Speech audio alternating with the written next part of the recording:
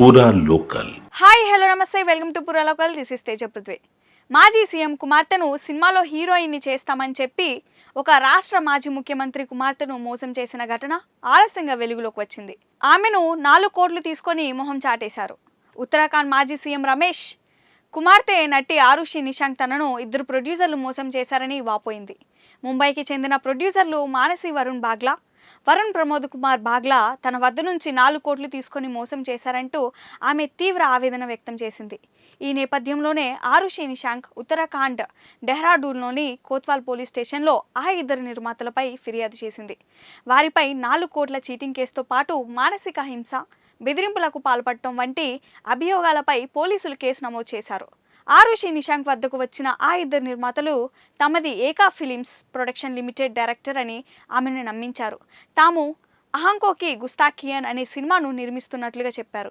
ఆ సినిమాలో షనాయా కపూర్, నటుడు విక్రాంత్ ప్రధాన పాత్రలో నటించారు. అయితే ఆ సినిమాలో మరో ప్రధాన నటి అవసరమని, అందుకే మీరే కావాలని ఆరుషి నిశాంక్కు సదరు నిర్మాతలు నమ్మించారు.